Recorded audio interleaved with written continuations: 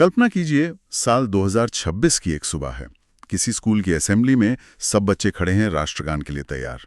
लेकिन तभी एक धुन शुरू होती है जो जन गण मन नहीं है, ये वंदे मातरम है। और ये सिर्फ शुरुआती 2 लाइनें नहीं हैं, बल्कि पूरा गीत अपने सभी 6 छंदों के साथ गूंज रहा है। जी हाँ, ये कोई कोरी कल्पना नहीं है, बल्कि एक नया सच हो सकता है। वंदे मातरम की रचना के 150 साल पूरे होने पर गृह मंत्रालय ने राष्ट्रगीत के सम्मान और गायन के लिए कुछ बहुत ही विस्तृत और नए दिशा निर्देश जारी किए हैं। तो आज हम इसी की गहराइयों में उतरेंगे। ये नए नियम असल में हैं क्या, और इनसे राष्ट्रगीत का दर्जा कैसे बदल रहा है? इस गीत का वो कौन सा इतिहास है जो आज भी हमें प्रभावित करता है? और सबसे बड़ा सवाल, जिस विवाद को सुलझाने में लगभग 90 साल लग गए, क्या हम उसे फिर से खोल रहे हैं? चलिए इन सब पर एक गहरी नजर डालते हैं। तो चलिए शुरू करते हैं सबसे जरूरी सवाल से। बदला क्या है? ये नए नियम असल में कहते क्या हैं? देखिए, बदलाव कोई छोटे मोटे नहीं है। ये राष्ट्रगीत के पूरे प्रोटोकॉल को ही आप कह सकते हैं कि एक नई शक्ल दे रहे हैं। एक नई शक्ल? जी, इन्हें समझने के लिए हमें 4 मुख्य बिंदुओं पर ध्यान देना होगा। और सबसे पहला और शायद सबसे बड़ा बदलाव ये है कि सरकार राष्ट्रगीत को राष्ट्रगान के समानांतर यानी उसके बराबर का दर्जा देने की कोशिश कर रही है। समानांतर दर्जा? ये तो बहुत बड़ा शब्द है। इसका मतलब क्या हुआ व्यावहारिक तौर पर? व्यवहारिक तौर पर इसका मतलब है कि अब इसे लगभग वही सम्मान और फॉर्मेलिटी मिलेगी जो राष्ट्रगान को मिलती है ना? और इसी सोच से बाकी के नियम निकले हैं। अच्छा। जैसे पहला नियम है क्रम का। अब अगर किसी भी सरकारी समारोह में राष्ट्रगान और राष्ट्रगीत दोनों बजाए जाने हैं, तो वंदे मातरम हमेशा पहले बजेगा। ओह, तो वंदे मातरम पहले और फिर जन गण मन। ये सुनने में तो एक छोटा सा बदलाव लगता है, पर क्या इसका कोई प्रतीकात्मक मतलब भी है? बिल्कुल, ये एक तरह से मंच तैयार करने जैसा है। राष्ट्र की वंदना पहले, फिर राष्ट्र का गान। ये इस गीत को एक आधारभूत, एक फाउंडेशनल दर्जा देता है। समझ गया। और दूसरा नियम? दूसरा नियम है अवधि का।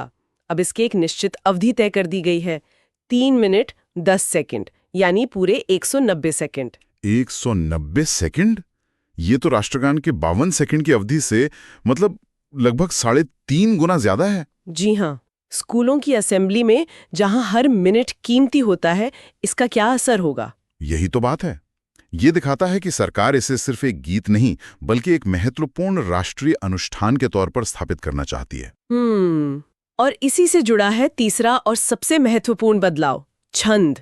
अच्छा, ये छंद वाला मामला। जी, अब तक आधिकारिक तौर पर सिर्फ पहले 2 छंद ही गाए जाते थे, लेकिन अब पूरे 6 छंदों का गायन अनिवार्य कर दिया गया है। ये सिर्फ एक तकनीकी बदलाव नहीं, बल्कि एक बहुत बड़ा वैचारिक बदलाव है। और इसी पर हम आगे विस्तार से बात करेंगे, क्योंकि मुझे लगता है इस विवाद की जड़ यही है। चौथा नियम क्या है? चौथा नियम है सम्मान। राष्ट्रगान की तरह ही अब वंदे मातरम बजने पर भी सभी को सावधान की मुद्रा में खड़ा होना होगा, चाहे वो अधिकारी हो, मेहमान हो या छात्र। सभी के लिए ये अनिवार्य है। लेकिन क्या इससे एक तरह के भ्रम की स्थिति नहीं पैदा होगी? मतलब लोगों को पहले से ही राष्ट्रगान और राष्ट्रगीत में फर्क समझने में थोड़ी मुश्किल होती है। अब जब दोनों के लिए प्रोटोकॉल लगभग एक जैसा होगा, तो क्या इनकी अपनी अलग अलग पहचान थोड़ी धुंधली नहीं हो जाएगी? ये एक जायज चिंता है, और शायद सरकार यही चाहती है कि ये फर्क कम हो जाए। अब ये नियम लागू कहाँ होंगे, ये भी साफ कर दिया गया है। हाँ, ये जानना जरूरी है। इसका दायरा काफी बड़ा है। ये राष्ट्रपति के किसी भी औपचारिक समारोहों में आगमन और प्रस्थान पर अनिवार्य होगा। सभी सरकारी और नागरिक समारोहों में, जैसे पद्म पुरस्कार वितरण समारोह में, ये बजाया जाएगा। और झंडा फहराते समय भी? जी, जब भी राष्ट्रीय ध्वज फहराया जाएगा, तब भी इसे गाना अनिवार्य होगा। और स्कूलों का क्या? शुरू में आपने असेंबली का जिक्र किया था। हाँ, और वो सबसे बड़ा बदलाव है। सभी स्कूलों की असेंबली की शुरुआत अब वंदे मातरम के पूर्ण संस्करण के सामूहिक गायन से होगी।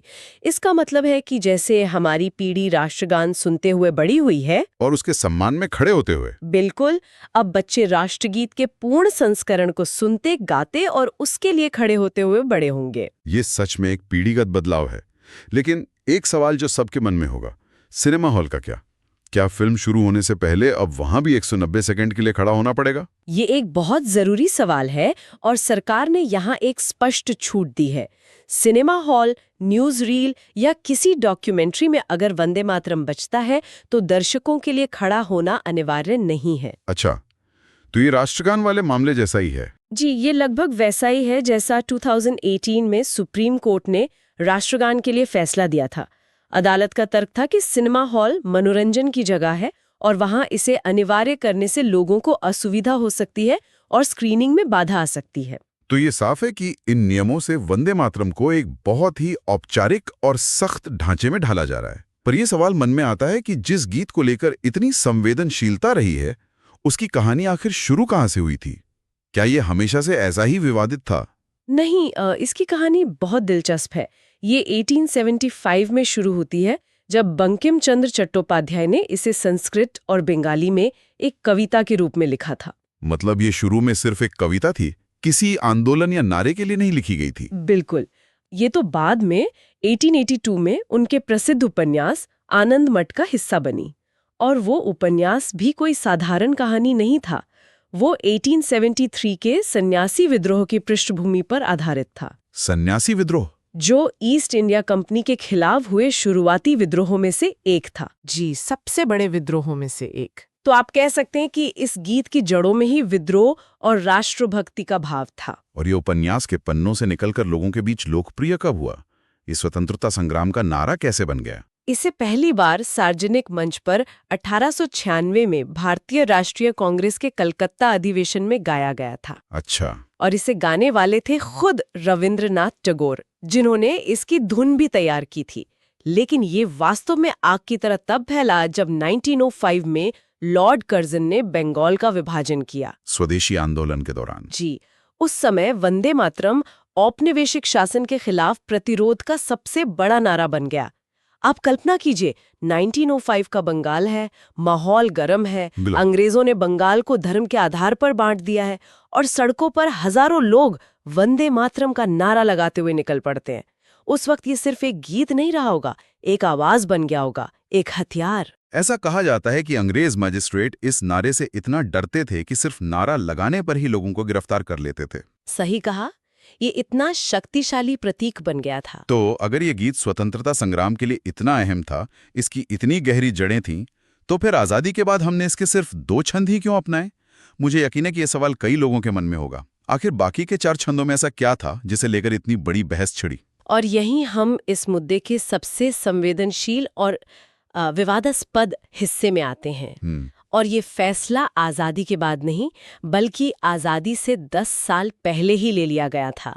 1937 में कांग्रेस पार्टी ने इस पर एक विस्तृत चर्चा के लिए एक कमेटी बनाई, जिसमें नेहरू और बोस जैसे बड़े नेता थे। जी, जवाहरलाल नेहरू और सुभाष चंद्र बोस दोनों उसमें शामिल थे। और इसी कमेटी ने यह फैसला किया कि आधिकारिक तौर पर सिर्फ पहले 2 छंद ही इस्तेमाल किए जाएंगे। पर ऐसा क्यों? आपत्ति किस बात पर थी? क्या बाकी छंदों का मतलब कुछ अलग था? भारत भूमि के प्राकृतिक सौंदर्य का वर्णन है। सुंदर पानी, मीठे फल और हरी भरी धरती की वंदना है। तो ये एक तरह से मातृभूमि का एक सेकुलर, मतलब धर्मनिरपेक्ष चित्रण है। बिल्कुल। लेकिन बाद के छंदों में भारत माता को हिंदू देवी देवताओं, खासकर दुर्गा और लक्ष्मी के रूप में चित्रित किया गया है। तो मतलब आपत्ति गीत के उन हिस्सों से थी जहां भारत को एक देवी के रूप में पूजा जा रहा। जी, बाद के छंदों में माँ दुर्गा और लक्ष्मी का सीधा जिक्र है।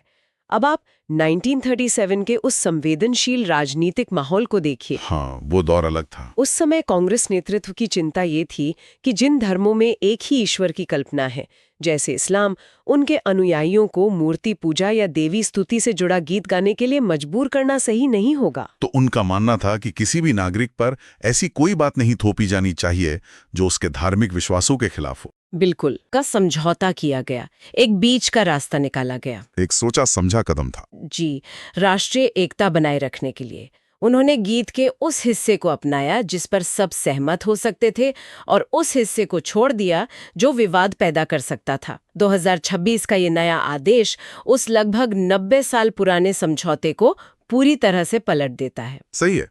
ये उस समय की समावेशी राजनीति से हटकर गीत के मूल और संपूर्ण सांस्कृतिक प्रतीकवाद पर जोर देता है। बिल्कुल। तो इतिहास और राजनीति तो एक दूसरे से पूरी तरह जुड़े हुए हैं, पर आज के दौर में कानून इस बारे में क्या कहता है? क्या इस नए आदेश को कोई कानूनी चुनौती मिल सकती है? इसकी पूरी संभावना है और कानूनी बहस बहुत दिलचस्प होगी। सरकार ने अपनी तरफ से इसे कानूनी तौर पर बहुत मजबूत बना दिया है। राष्ट्रगीत को अब prevention of insults to national honour act 1971 के दायरे में लाया गया है। अच्छा, तो prevention of insults to national honour act, ये सुनने में थोड़ा भारी भरकम लगता है। आम इंसान के लिए इसका मतलब क्या हुआ?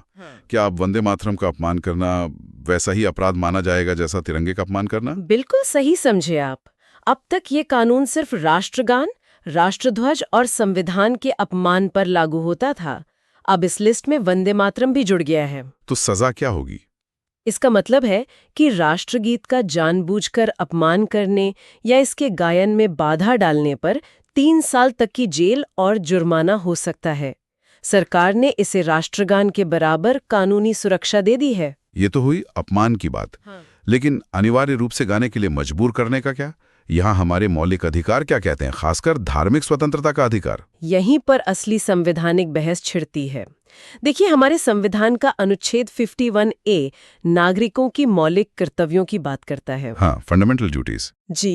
ये कहता है कि नागरिकों को राष्ट्रगान और राष्ट्रध्वज का सम्मान करना चाहिए, लेकिन इसमें राष्ट्रगीत का स्पष्ट उल्लेख नहीं है। हालांकि सुप्रीम कोर्ट ने समय समय पर कहा है कि राष्ट्रगीत का भी उतना ही सम्मान किया जाना चाहिए। और धार्मिक स्वतंत्रता वाला पहलू अनुच्छेद 25? वो है अनुच्छेद 25, जो सभी नागरिकों को अपने धर्म को मानने, उसका पालन करने और प्रचार करने की पूरी स्वतंत्रता देता है। अब सबसे बड़ा सवाल ये उठता है कि क्या राज्य किसी व्यक्ति को ऐसे छंद गाने के लिए मजबूर कर सकता है जो सीधे तौर पर उसके धार्मिक विश्वासों के विरुद्ध हो? ये व्यक्तिगत स्वतंत्रता और राष्ट्रीय प्रतीकों के सामूहिक सम्मान के बीच एक बहुत ही नाजुक संतुलन का मामला है। बिल्कुल, और शायद यही सवाल भविष्य में अदालतों के सामने आएगा। निश्चित रूप से। ये बहस इस सवाल पर केंद्रित होगी कि राष्ट्रीय सम्मान की सीमा कहाँ खत्म होती है और व्यक्तिगत धार्मिक स्वतंत्रता कहाँ से शुरू होती है। अदालत को ये तय करना होगा कि क्या राष्ट्र के प्रति सम्मान दिखाने के लिए किसी को अपने धार्मिक विश्वासों से समझौता करने के लिए कहा जा सकता है। तो कुल मिलाकर देखें तो ये सिर्फ वंदे मातरम गाने के नियमों में बदलाव नहीं है। ये इतिहास, राष्ट्रीय पहचान, राजनीति और कानून से जुड़ा एक बहुत गहरा और पेचीदा मुद्दा है। जी। एक तरफ राष्ट्रीय गौरव को एक औपचारिक और मानकीकृत ढांचा देने की कोशिश है, तो दूसरी तरफ समावेशिता और व्यक्तिगत स्वतंत्रता के वो जटिल सवाल हैं जो 1937 से हमारे साथ चले आ रहे हैं। बिल्कुल। और अंत में सुनने वालों के लिए एक विचार छोड़ना चाहूंगी। राष्ट्रीय प्रतीकों का असल मकसद लोगों को एकजुट करना होता है, उनमें एक साझा पहचान की भावना जगाना होता है, एक हम वाली भावना लाना होता है। अब सोचने वाली बात यह है कि क्या इन नियमों का मानकीकरण, यानी सबको एक ही पैमाने पर लाना, देश को भावनात्मक रूप से एकजुट करेगा, या फिर ये कुछ समुदायों के बीच अनजाने में अलगाव की भावना को बढ़ा सकता है? और राष्ट्रीय एकता का सच्चा अर्थ क्या है? एकरूपता, यानी सब कुछ एक जैसा होना, या फिर अनेकता में एकता, यानी अलग अलग होते हुए भी एक होना? ये सवाल इन नए नियमों के साथ और भी प्रासंगिक हो गया है।